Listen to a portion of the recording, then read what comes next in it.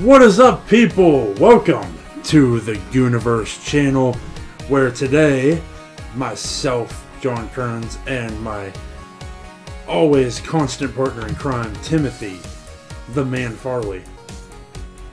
Hello. Today is a very special day. It's a day we've been waiting for. It's a day that many nerds all across the universe, the multiverse of goons, has been waiting for. It is the premiere, the season 5 premiere of My Hero Academia. I'm joined by my friend Izuku here, and we are going to talk Damn you, Deku! Look, this is like before Bakugo yells at him, and then after. Where's the tears? He's just gonna say that. I have to pour water on it for that, and I don't want to ruin it. It's brand new. So, Tim, episode 1 dropped today. Technically, yep. Episode 89. All hands on deck, Class 1A.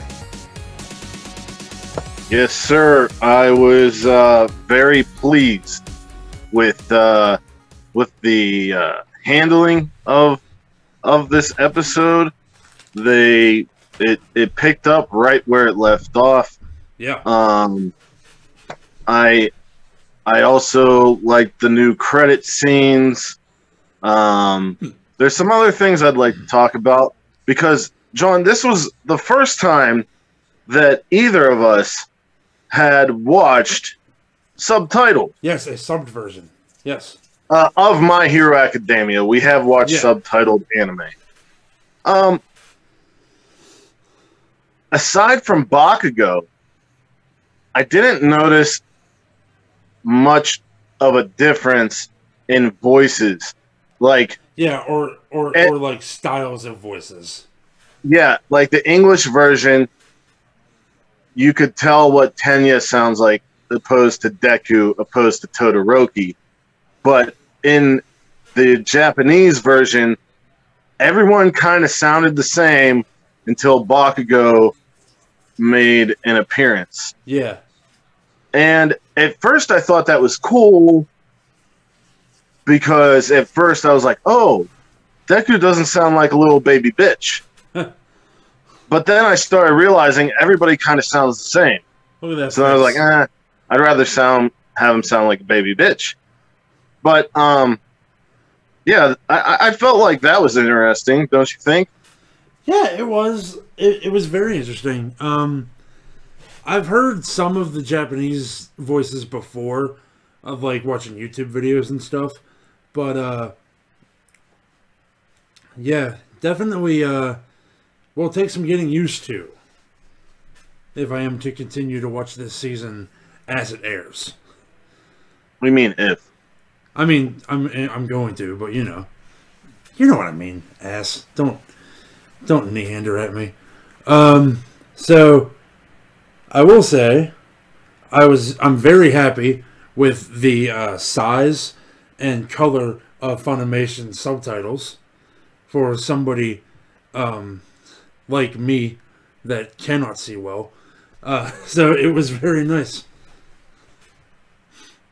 So what else did you want to touch on there, Timmy? Nothing. I think it's about time we get into the recap, and then we'll. So let's do that then. Talk about our thoughts. What do you got, bud? You start us off. So the episode started with the end of last season, where Endeavor was fighting a Nomu. That like super Nomu. They can speak and shit. And Hawks put his feathers onto Endeavor's back to combine his speed with Endeavor's strength. Yeah. And Endeavor defeated the Nomu. And then we go to Class 1A, where the students are talking about how cool Endeavor was as the new number 1. I believe Uraka said that Hawks did well and was hot. No, Todoroki. Hagakure said that he was hot. Oh, okay. And then we saw Todoroki come in, and they asked him how his father was, and Mineta, I believe, said, "At least you could be proud of your dad now." And then as soon as they get to that point, right away, Shota Aizawa shows up, says, "We're turning this up a notch. You got your provisional license. You have to act like heroes now." Yeah, but two of you are still in provisional courses. Yeah. Exactly. And we cut to Todoroki, who seems unfazed, and we see Bakugo, who's obviously upset. Well, as soon as Shota Aizawa says we're going to step this up a notch, an emergency drill happens. And Class 1A is to put on their costumes and head to the grounds, the beta grounds, where I believe their first trial as UA students happened. Yeah, ground beta. Right. From there, we see, of course, Ida take control, and him and Yayarosa, he and Yayarosa kind of split the groups into a rescue team because someone is in the water. We have a reconnaissance team, which the guy who could talk to animals, the guy who has, the guy who has the eyes on his tentacles, Shoji, and earphone jack girl, Jiro. They are the reconnaissance team, which makes sense. And yeah, okay. And the rescue team is Grape Juice. Yeah. Mineta, Froppy, Ida, and Fumikage Tokiyama, aka Dark Shadow. We have Todoroki going along as he is going to put out the fire with his ice. Mm-hmm. Then we see Bakugo, Kirishima, and Kaminari go off in their own way. Well, I wouldn't say they went off in their own way. I'd say Bakugo enlisted the assistance of Kaminari and Kirishima. And he said, we're going to look for villains. Yeah. Meaning, I don't care about the reconnaissance. I don't want to rely on anyone else. I'm going to find them myself. Me want kill. Well, it just speaks to his attitude about everything, right? Yeah, and that's what I was getting at when I said that makes sense for the reconnaissance team. What I was getting at was we're starting to see the decisions that the class makes they're really good decisions. They're smart decisions. Yes, much smarter. Yeah. Of course, the guy that can have 1,000 eyes, the one that can hear for miles, and the one that can control animals should be the ones doing surveillance. Like it was good to see so much cohesion within the class. Agreed. Yeah. So another blast goes off, and basically the heroes that are going after the villains or going towards where the villains may be are Deku, Uraraka, Hagakure, I think Twinkle Forever Must Twinkle. Yeah. The belly button guy. Can't stop twinkling. The twinkling never stops, I think is right. what it says. It was hilarious. Then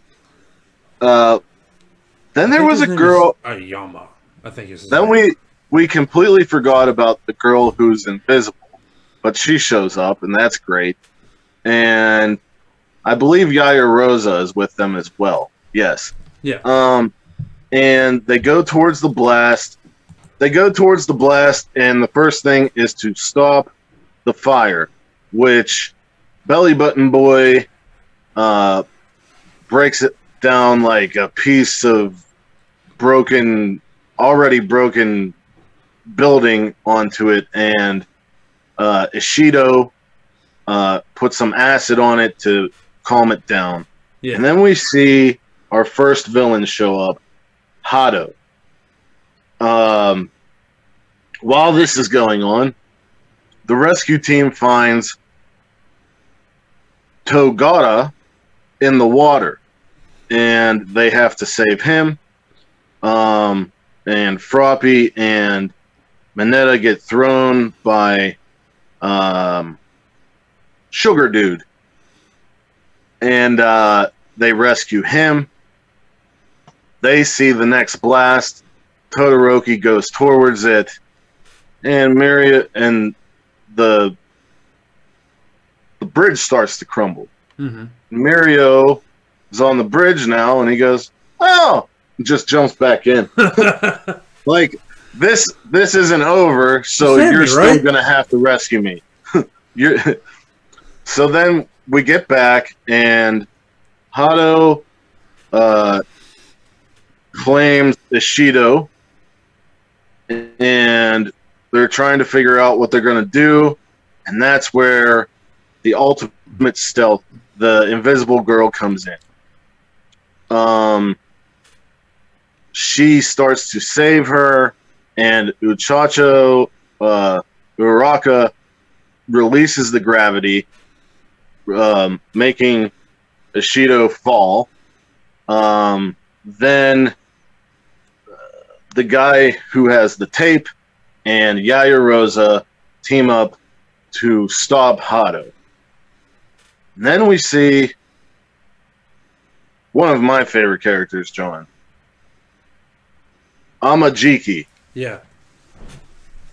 And they say, "What do you want to do? Or what are you going to do?" He says, what's he say? To be a villain. And I want to go home. It all culminates with him wanting to go home. He keeps saying he wants to go home, but then he says to himself, instead of giving in to his usual insecurities, he says, "If I don't do this, Togata and Hado are going to be mad at me, so I got to do this." So he starts to attack, and Deku goes to smash, but he holds off, and he says, "You can surrender."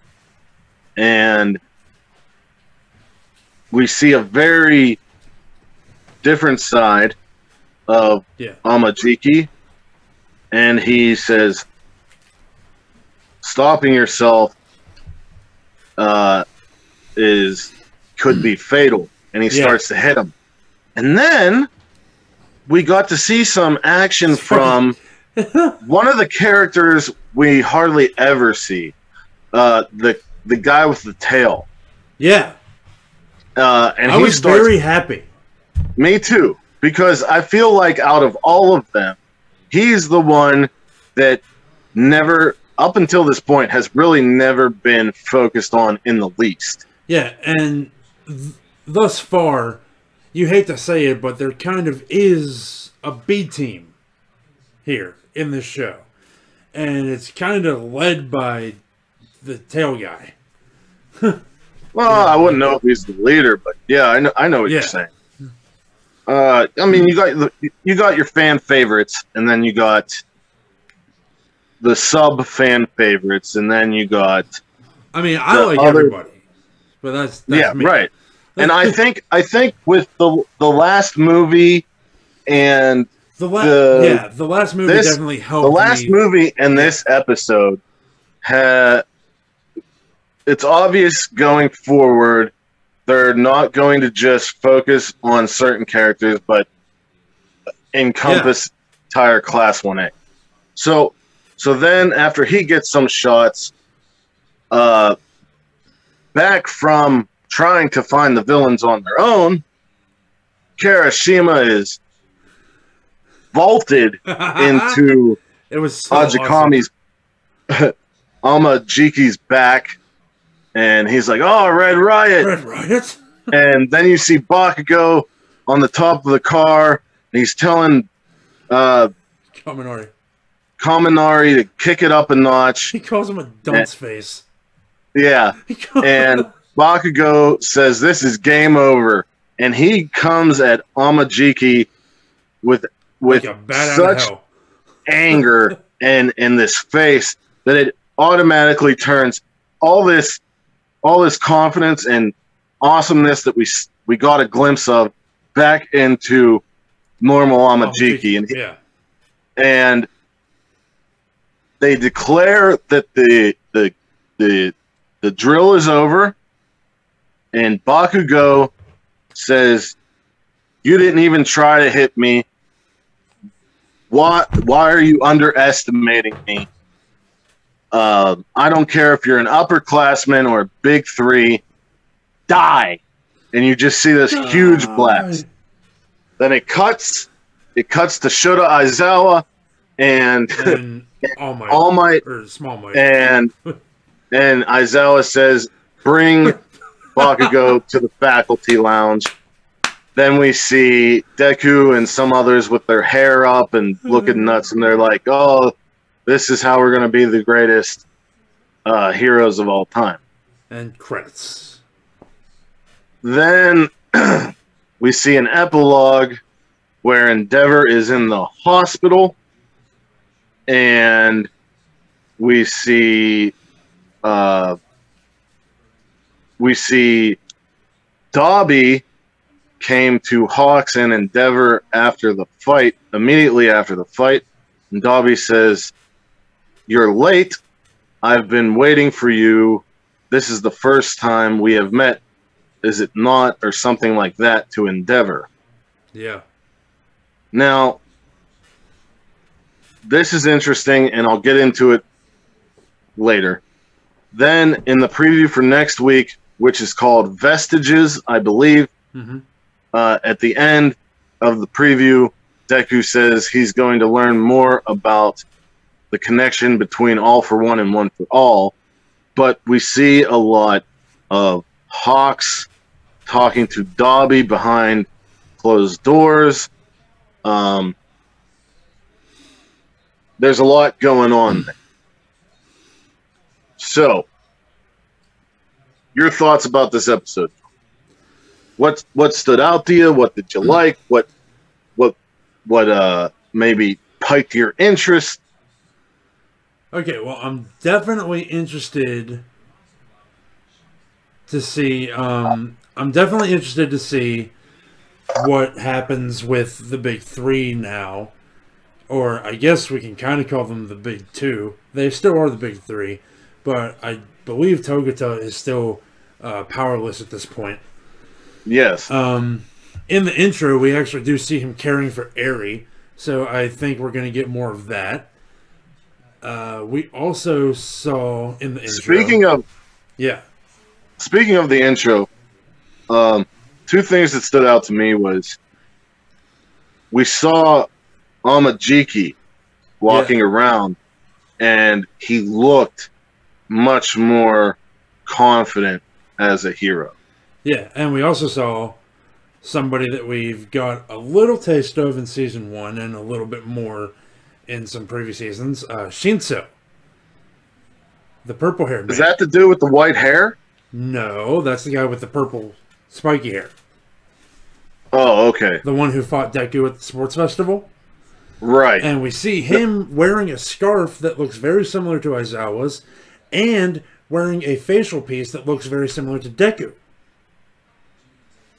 So I'm wondering what the hell is that all about? Well, I think he's taking inspiration. We saw in the previews for Season 5 that at some point Class 1A and Class 1B are going to clash. Yeah. And then at the end of the beginning credits, the guy in all white with white hair, he and Deku are kind of like reaching out towards each other. Yeah, I feel like he has something to do with One for All. It doesn't look malicious. No. So that's going to be interesting. And I think you're right. I think he's going to provide some type of backstory or something like that. Yeah, because I know they said that All Might is the 7th user, right? And Deku's the 8th. And the 6th was a woman, correct? Yeah.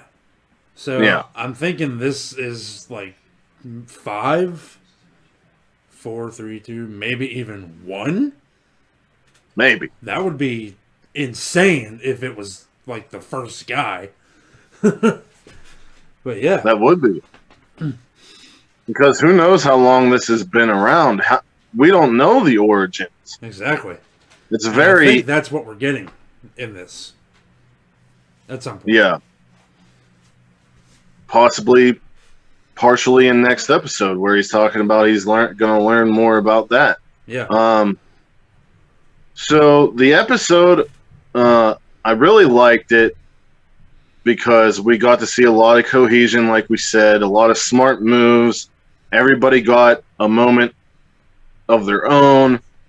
Yeah. I thought it was like, I don't think before, I don't think until this episode, when they would always just say the person's name, maybe the hero name, and what their quirk was. Yeah. But they were also adding in like funny stuff like Sugar Hero, blah blah blah blah blah. Yeah. Or like for Froppy it said like Rainy Season Hero. Yeah. And I was like, what's this? And I liked it. It was delightful. The art was on point. I liked that the battleground that they used was a battleground that we've seen before. Yeah. Everybody showed their strengths. It gives a lot more credence to the narrative that this is a school with specific facilities that are for these purposes. Yes, but there are other battlegrounds supposedly. But I like that it came back. I liked that as a viewer, I forgot about the Invisible Girl until it was time to remember her. Yeah. I think I think that's a plus for the writing and the direction. Correct. Yeah. I mean, My Hero Academia continues to impress with the art, the story, the music especially. The music is so good. Everything about it is good. Bakugo's a real shitbag still. I mean, yeah. Even though he's getting better, the fact that he hit the guy afterwards is just like, why do you have such a fucking complex, man? Like, I mean, no one underestimates you. You were number one. Yeah, and I don't understand. I really do not understand why he is one of the fan favorites. I couldn't answer that for you. I'm not a person of the female persuasion. Because that's what he's popular with. You think it's only female? Well, I don't think it's only. I did not say that. I did not say that. No. You said you're not of the female persuasion. Yeah, so I can't answer why they would like him. But I'll tell you what, it seems like... I mean, his power's cool. He's very popular. And I think that he does have a good character, and he has had development. We talked about the movie. I mean... Well, every time... It seems like every time he starts to show... I guess, some positivity, Yeah. he takes like 5 steps back into douchebag.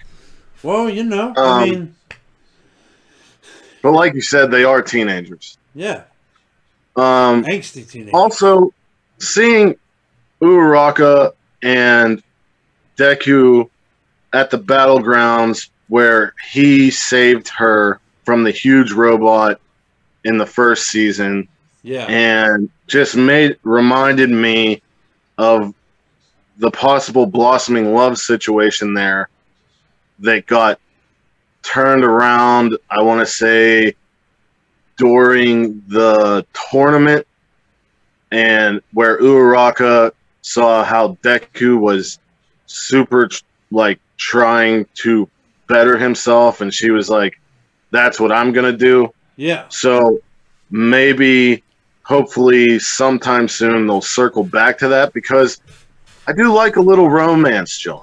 Yeah. I mean, I'm all for it. I'm along for the ride. Now, to what everyone probably wants to talk about, Dobby, Hawks, and Endeavor. Yeah. What's your thoughts there, bud? Well, there were some people that speculated that it was possible that Dobby could somehow be related to Endeavor and Shoto. I don't know how much credence I'm going to put on that. I have not read the manga, but I will say this. It has been a very, very long theory that that Endeavor kept trying to have the perfect kid, which is Shota, and a lot of those children were sent to foster places or whatever. Yeah. And if you and look Dobby is one of those kids. Dobby has flame powers. Now, that brings Hawks in. If this theory is true, is Hawks only talking to Dobby to establish a relationship between Endeavor and Dobby? Or is the theory completely incorrect and Hawks is playing around, trying to get that #1 spot? I don't know, man. No. I don't agree with that at all. I think that Hawks genuinely likes and believes in Endeavor and is trying like hell to get him to act like a hero. So why are we seeing backdoor conversations with members of the League of Villains? I don't know, man. We'll see. Maybe Hawks is... Well, that makes me wonder if Hawks could be a mole. A mole for who? For the League.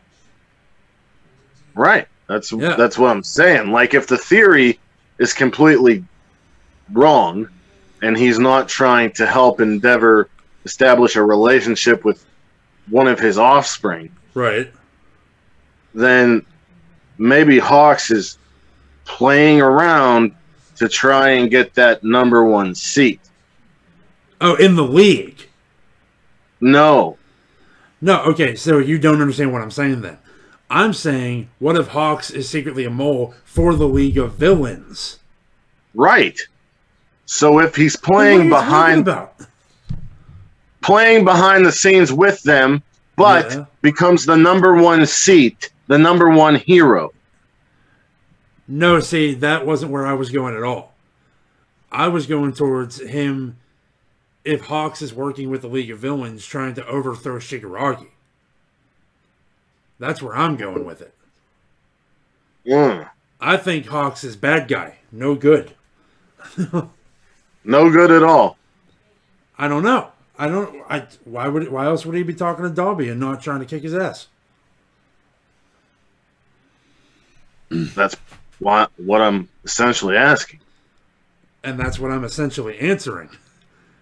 And you're saying, no, the #1 seat! The #1 seat! The #1 seat! And I'm like, You've explained it 3 times. And yes, you're saying number 1 hero. I'm saying number 1 villain. Uh-huh. Do you get it now? Yes, but I think both could be valid. Okay. I was just trying to get you to see what I was saying. Yeah, we see a lot of corrupt heroes in many iterations. Oh, very much so. So, next week, we're supposedly going to see more of that, and we're going to see more of Deku finding out about One for All. Yeah. Final thoughts, John? Final thoughts are buckle in. It's going to be a good season. I agree. All right, so how do we want it? So this is the first episode on the YouTube channel for Welcome to the Gooniverse. The Gooniverse is half Armbar Audio, 1/4 Nerdy Mark, and 1/4 of the Nerdy Mark's friend Mosh Rahman. Yeah. This will not be like Armbar Audio, where our episodes will be YouTube and podcast. The podcast will be separate from the YouTube channel. Yes. So, do not go looking for these recaps anywhere other than the Gooniverse YouTube channel. Because these if you are interested, these are meant to be seen. These are videos, visual. If you are interested in all 4 of us, or 3 of us, or 2 of us even on a podcast, whoever just happens to be available that day, you know. we go through Anchor, which means we're on every podcast platform. You got your Spotify, you got your iTunes, you got your Google Podcasts, you got your Castbox that nobody ever downloaded. You got your. I did. You did. But anyway, you did just to make sure I we were don't on think there. Stitcher's involved because you have to pay for Stitcher. Yeah, but Stitcher's basically everywhere else. And this is us all talking about whatever the hell we want, whenever the hell we want. There's no real schedule. There's no real. I mean, we come up with themes loosely for the podcast, but it's a lot of bullshitting about many things. The first episode came out. The theme, and they almost never adhere to them. The latest episode, the restart episode, dropped like 2 weeks ago, where we got to introduce the new member Mosh, and we talked a lot about movies and Batman and Joker and cartoons. So like there was a lot there, but expect every Saturday night a recap and review of the new My Hero Academia season from your boys from Armbar Audio, Tim and John. Oh yeah. And with that, thank you for dropping into the Gooniverse.